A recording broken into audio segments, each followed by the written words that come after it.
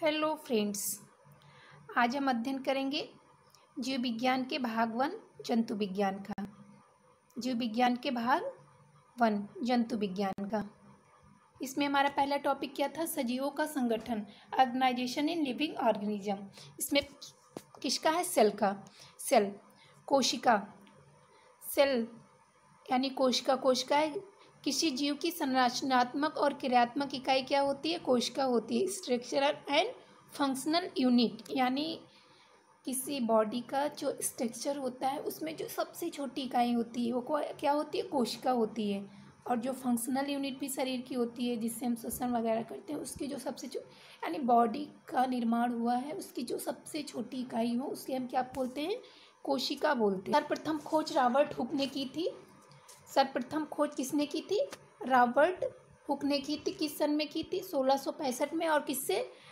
स्वनिर्मित, अपने द्वारा बनाए हुए माइक्रोस्कोप से। लेकिन सजीव माध्यम में कोशिका की खोज एंटोनी वॉन लीeuwenhoek ने की थी 1683 ईस्वी में। कोशिका को प्रकाश सूक्ष्मदर्शी द्वारा देखा जा सकता है। कोशिका को किसके द्वारा? प्रकाश सूक्ष्मदर्शी द्वारा देखा जा सकता है। और इलेक्ट्रॉन सूक्ष्मदर्शी की खोज किसने की थी? नॉल तथा रस्का ने की थी। नॉल तथा रस्का ने की थी। की होती हैं नंबर 1 अविकसित कोशिका और नंबर 2 विकसित कोशिका। प्रोकार्योटिक एंड यूकार्योटिक सेल्स होती हैं, दो प्रकार की होती हैं। जैसे विभिन्न प्रकार के हमारे जीव होते हैं। कुछ जीव ऐसे होते हैं जो जिसमें सारे अंग विकसित होते हैं, श्वसन भी के लिए भी अलग से अंग होते हैं। और कुछ जीव ऐसे होते हैं जो दूसरों पे डिपेंड होते हैं। इन्हीं सब के आधार पर दो तरह की कोशिकाएं भी होती हैं। देखेंगे दोस्तों, प्लांट सेल। प्लांट सेल में दो भाग होते हैं। कितने भाग होते हैं? दो भाग होते हैं। पहला प्रोटोप्लाज्म यानी जीवद्रव्य होता है और दूसरा कौन सा होता है? शेलवाल। दूसरा शेलवाल होता है। प्रोटोप्लाज्म में दो भाग होते हैं। नंबर 1 साइटोप्लाज्म होता है, नंबर 2 न्यूक्लियस होता है। प्लांट सेल का अध्ययन करेंगे। प्लांट सेल दो होते हैं, प्रोटोप्लाज्म और शेलवाल। शेलवाल हमारे जंतु जो सेल होता है, एनिमल सेल में नहीं होता है शेलवाल। चलिए फिलहाल अध्ययन करते हैं, आगे सारी जानकारियाँ हमें मिलेगी। प्रोटोप्लाज्म और शेलवाल। प्रोटोप्लाज्म दो होते हैं, दो भागों में है। Number 1 cytoplasm, number 2 nucleus. Number 1 cytoplasm, number 2 nucleus.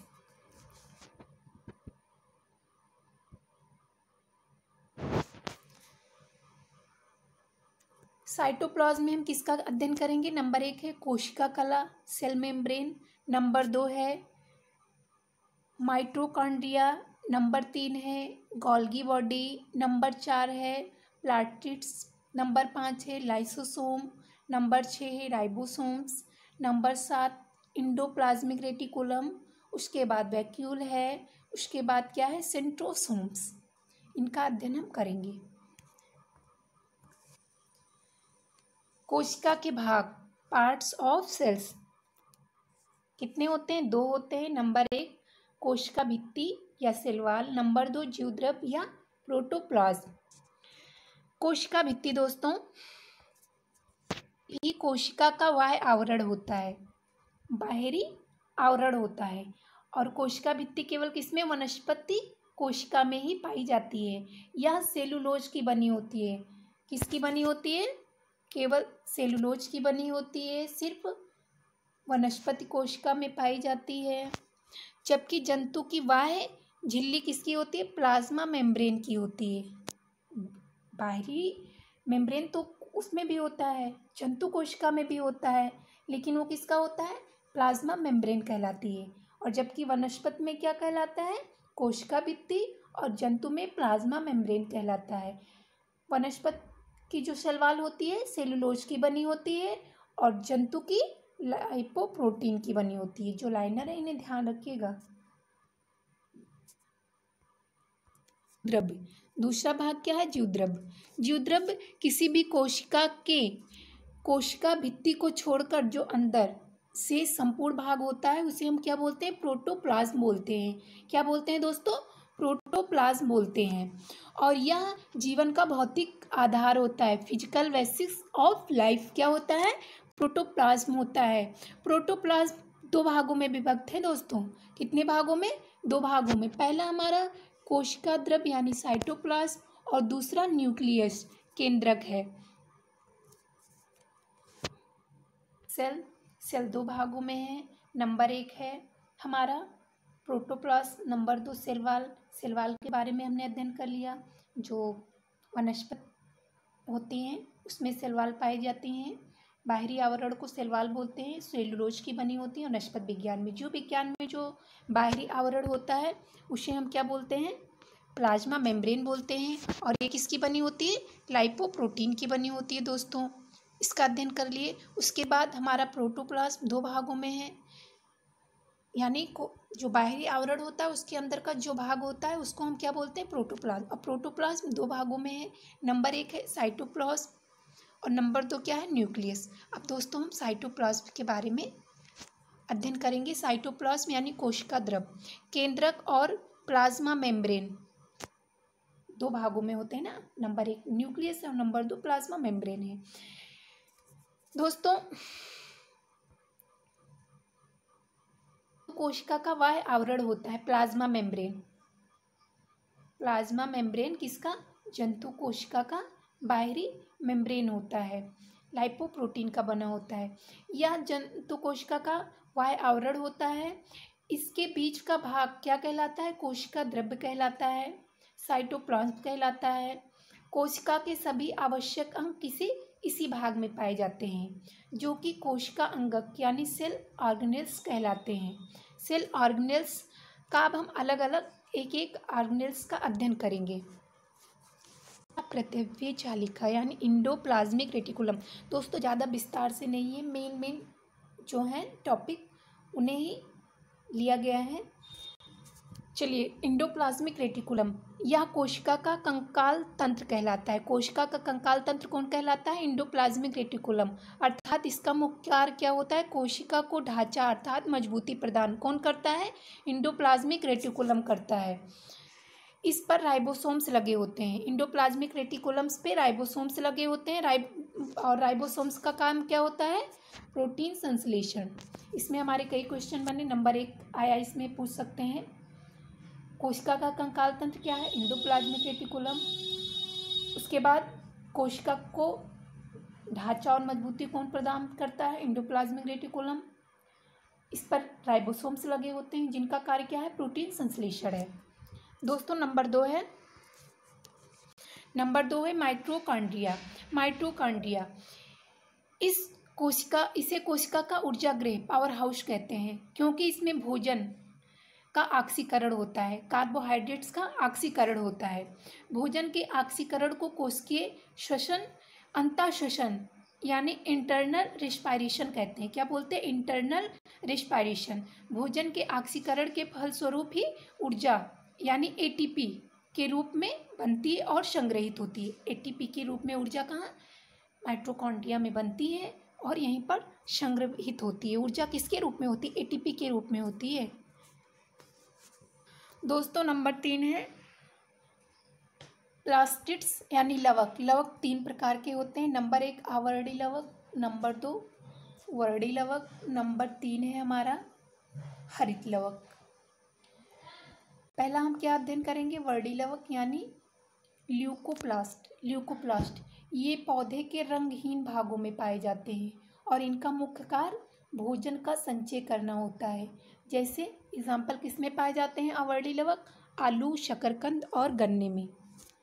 आलू, शकरकंद और गन्ने में मुख्य कार्य क्या होता है? भोजन का संचय।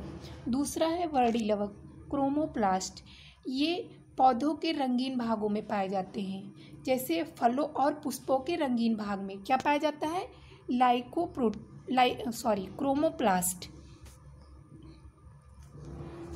क्रोमोप्लास्ट। टमाटर का लाल रंग किसके कारण होता है?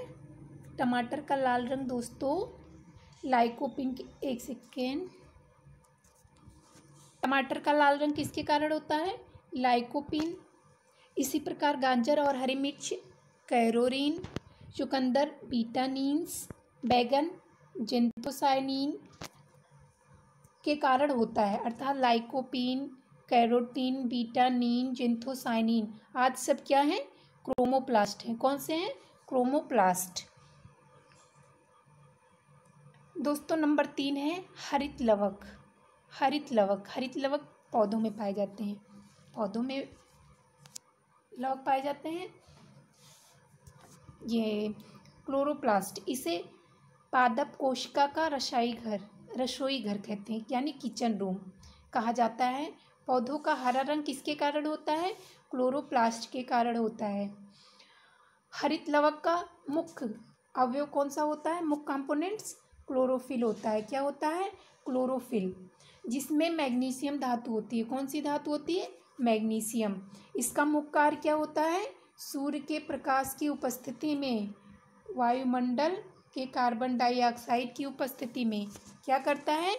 भोजन का निर्माण करता है, यानी प्रकाश संश्लेषण की क्रिया होती है। किसके उपस्थिति में? क्लोरोप्लास्ट की उपस्थिति में। क्लोरोप्लास्ट की उपस्थिति में। चौथा है लाइसोसोम्स। इसमें विभिन्न हाइड्रोलिटिक एंजाइम्स भरे होते हैं। किसमें? लाइसोसोम्स में। इनका मुख्य कार्य क्या होता है? भोजन का पाचन। कोशिका के भोजन का पाचन किसका काम होता है? लाइसोसोम्स का। और जब यह फट जाती हैं तो कोशिका नष्ट कर देती हैं। इसके कारण इसे कोशिका की आत्महत्या थैली कहते हैं। Suicidal bag of the cell किसे कहते हैं? लाइसोसोम्स को कहते हैं। यह मुख्यतः जंतु में पाई जाती हैं, यानी वनस्पति में रेयरली केसेस में पाई जाती हैं। यह कोशिका के अवशिष्ट पदार्थों का अवशोषण करती हैं, एब्जॉर्ब करती हैं। वेस्ट मटेरियल्स का एब्जॉर्ब कौन करता है? लाइसोसोम्स करती हैं। और सुसाइडल बैग्स ऑफ सेल्स किसे कहते हैं? आत्मघाती थैली भी बोलते हैं। किसको? लाइसोसोम्स को बोलते हैं। और इसमें भोजन का क्या होता है? फूड डाइजेशन होता है लाइसोसोम्स का। और ये लास्ट है इस पार्ट का, राइबोसोम्स। यह प्रोटीन निर्माण का कार्य करता है। कौन? राइबोसोम्स। इसे प्रोटीन संश्लेषण का प्लेटफॉर्म बोलते हैं। प्रोटीन संश्लेषण का प्लेटफॉर्म किसे बोलते हैं?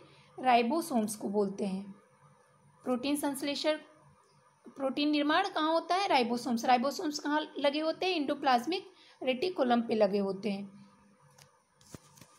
दोस्तों ये विज्ञान के पार्ट 2 था, जिसमें हमने कोशिका के अंगों का अध्ययन किया। कोशिका को कितने भागों में बांटा गया और क्या होती है कोशिका, इसके 5 अंगों का भी हमने अध्ययन किया। दोस्तों लाइक करिए, सब्सक्राइब करिए, दोस्तों के बीच शेयर करिए। देखने के लिए धन्यवाद। जय हिंद। All the best.